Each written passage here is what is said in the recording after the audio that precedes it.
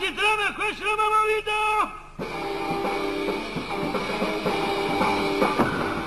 აშ ყურადღება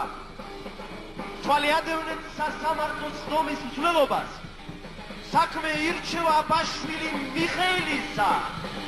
ჭეშმარიტ დედას გამოარკვევს სულ პატარა წრე სახელგანთქმული კავკასიური სარჩის წრე საქმე და სიმრავლის გამო დღეს სასამართლო ორ საქმეს ერთდროულად გააჩერს ვიდრე საქმე შეუდგებოდა მოკლე განცხადება მინდა გავაკეთო მე ვიღებ